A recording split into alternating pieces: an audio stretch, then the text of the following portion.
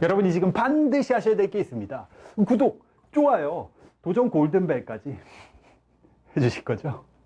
오늘 여러분들과 함께할 바로 이 책방송, 이 책입니다. 기적의 독서법이에요. 제가 이 책 추천서를 썼는데 요거 이거 알려줘야겠다 느낌이 빠가가지고. 왜냐면 여러분, 독서법, 그러니까 독해야 하는 그 능력이 사실 기본이잖아요. 그리고 국어 시험이 가면 갈수록 어려워지고 있어요. 불수능도 있었고, 그리고 이 저자가 좀 되게 많이 와닿았던 그 내용이 뭐냐면요, 저자가 공부를 못했어요. 정확히 말하면 안 했어. 지금 보니까 자기에 대한 이야기가 나오거든요. 초등학교 때부터 머리가 나빠서 갈 수 있는 고등학교는 중위권 수준이 고작이었다. 이 저자분이 일본 분이니까 도쿄대는 뭐 여러분들 잘 아시다시피 우리나라로 치면 서울대와 같은 그런 학교죠. 도쿄대 선배를 단 한 명도 배출하지 못한 무명 고등학교에 학교 꼴찌였어.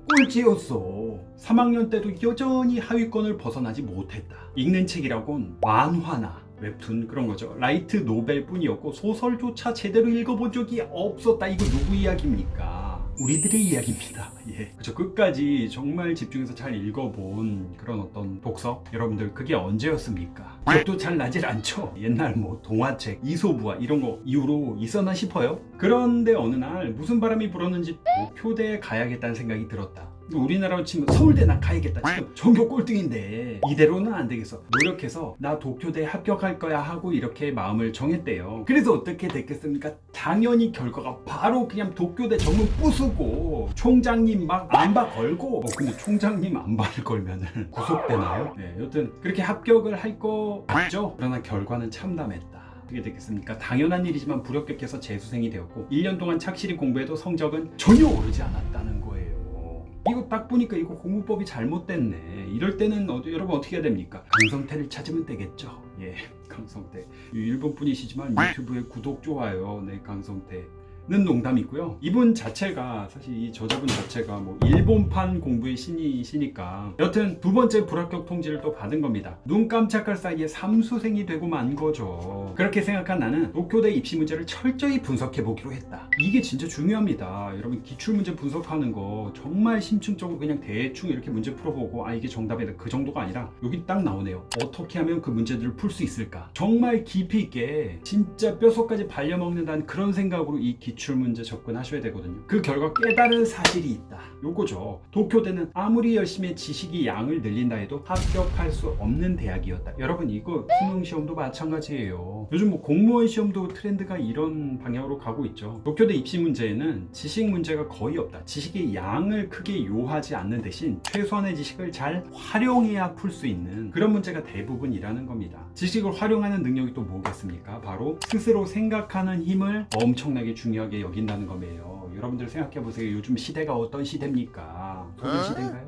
농담이고요. 무슨 시대냐? 러블리즈 시대. 네, 농담입니다. 요즘 시대가 4차 산업혁명, 뭐 인공지능 뭐 이런 시대잖아요. 그러다 보니까 그냥 단편적인 지식을 검색하면 그냥 나와요. 인공지능 시대가 되면 될수록 정말 깊이 있게 생각하는 능력, 그런 게 중요하거든요. 사실 많이 외운다는 거, 물론 어느 정도 암기는 필요하지만 그냥 단순 암기를 많이 했는지, 그런 유예 시험은 갈수록 이게 시대에 맞지 않고 갈수록 안 나와요. 그래서 입시 문제도 이렇게 생각하는 능력을 측정하는, 즉 사고력을 측정하는 그런 시험 출제되고, 입학 후에도 스스로 생각하는 힘을 길러주는 수업을 듣게 된다는 겁니다. 다시 말해, 그저 교과서를 읽고 지식을 머릿속에 쑤셔 넣기만 해선 합격할 수 있는 곳이 아니다 라는 겁니다. 이거는 우리나라 대학도 당연히 마찬가지예요. 제가 정말 강조해 드렸던 그런 내용이 여기도 이제 실려 있는데요. 그래서 이분이 어떻게 됐겠습니까? 이거 방법이 잘못됐구나 해서 나는 교과서와 참고서를 읽는 방법부터 바꿔보기로 했다. 지식을 머릿속에 채워 넣는 것만이 아니라 생각하는 힘을 기르는 독서를 꾀한 것이다. 그래서 책과 뭘 했겠습니까? 책과 사귀었을까요? 네. 책과 싸웠을까요? 책과 철저히 토론을 하기로 했다. 책을 수동적으로 읽지 않고 능동적으로 내 머리로 생각을 하면서 왜 이렇게 됐을까? 이건 사실일까? 이거 아닌 것 같은데, 말 그대로 거의 싸우듯이 이렇게 책을 읽었네요. 책과 대화를 나누듯이 읽기로 했다는 겁니다. 사실 이거 저도 이야기를 너무 해주고 싶었어요. 제가 지금까지 책 방송을 무수히 많이 여러분 했잖아요. 근데 보시면은 여기도 이렇게 뭐 많이 접혀 있고, 메모나 이렇게 필기 엄청나게 많이, 거의 너덜너덜해지게 제가 책을 읽으면서 메모도 많이 하고 관련된 생각도 적어두고, 특히 여러분들에게 요런 이런 이야기 해주면 여러분들한테 동기부여 딱 되겠다, 아니면 공부하는데 도움 되겠다 하는 그거 딱 발견하면 진짜 와, 이거는 제가 진짜 이거 산삼캔 그런 느낌이에요. 저도 책을 읽을 때는 정말 책과 싸우듯이 그렇게 읽는데, 이분도 사실 비슷한 맥락이죠. 실제 살아있는 사람과 대화를 나누듯이 그렇게 읽는다는 겁니다. 그러자 점점 깊이 있는 독서를 할 수 있었고, 그와 동시에 얻은 지식을 활용하는 힘, 즉 머리가 길러졌다는 거예요. 머리카락이 길러진 게 아니라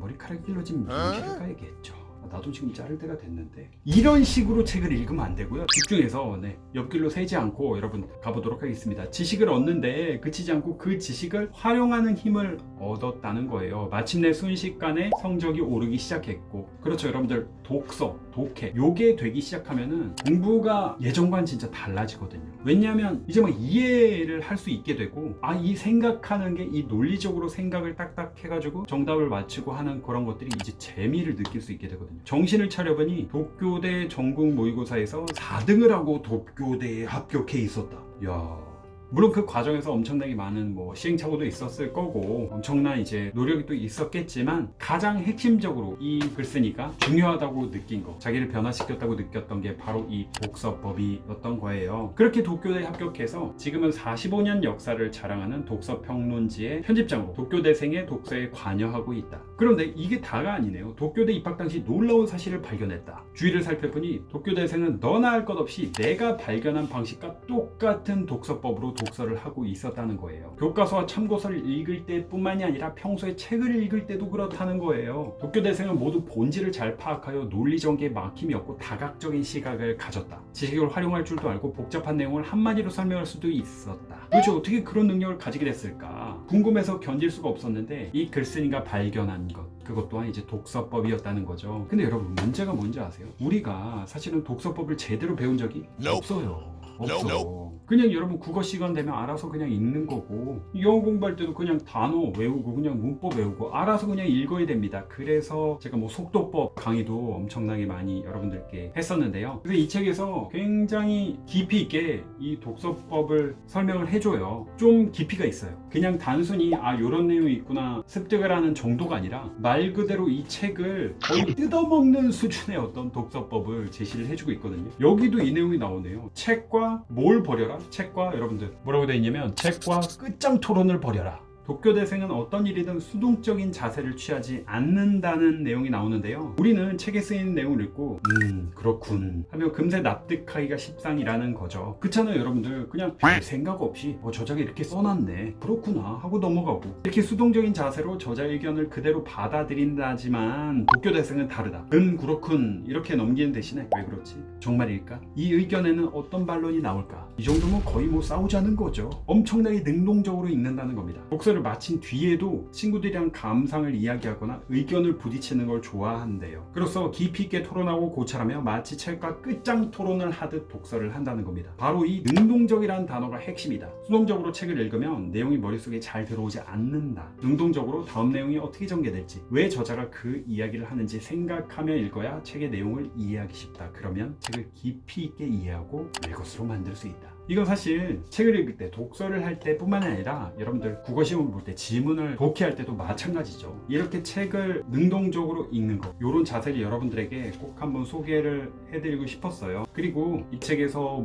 도쿄대 이런 이야기가 나오잖아요. 사실상 우리나라 서울대나 마찬가지인데, 사실 공부라는 게, 그리고 공부법이라는 게 크게 다르지가 않거든요. 그리고 또한 제가 이 책을 여러분들에게 소개해드린 이유 중에 하나가, 우리가 뒤질 수 없죠. 지금 도쿄대에서 독서를 가장 잘한다는 그런 분이 쓴 책이잖아요. 게다가 지금 도쿄대에서 가장 유명한 독서 평론지의 편집장으로 계신 분이 이렇게 독서법을 쓰셨는데, 우리가 여러분 이거보다 더 잘해야 되지 않겠습니까? 우리가 딴 건 몰라도 뒤질 수 없죠. 물론 도쿄대 학생들과 역사 읽고 싸우자 이런 게 아니라 일종의 선의의 경쟁을 해야 되지 않겠습니까? 그래서 제가 이 책을 이렇게 여러분들에게 소개를 좀 해드리게 됐습니다. 여러분들은 어떤가요? 여러분들만의 독서법을 좀 가지고 있나요? 사실 책을 읽을 시간도 많이 좀 부족한 게 현실인데, 그래서 제가 이렇게 책방송을 통해서 추천 도서나 신간을 소개해드리고 있는 거기도 한데요. 여러분들 가능하시다면 지금 여기 한번 적어봐 주세요. 여러분들이 최근에 읽었던 책과 함께 나는 이런 식으로 독서를 합니다. 이게 맞는 방법일까요? 혹은 이런 식으로 난 독서를 하기 때문에 굉장히 효과적인 것 같아요. 여러분들의 노하우 아니면 여러분들의 특별한 독서 방식 이런 것들을 한번 공유해 봐 주시면 좋을 것 같습니다. 독서법이라는 거는 사실 당장 입시나 공무원 시험이나 그런 거에도 도움이 물론 되지만 여러분들이 평생을 살아가면서 이 독서법은 거의 뭐랄까 한글을 깨우치는 거나 다름이 없는 것 같아요. 제대로 읽지 못한다고 한다면 못해낼 수밖에 없거든요. 그래서 꼭 이번 기회에 여러분들이 이런 독서법을 마스터해 보셨으면 좋겠습니다.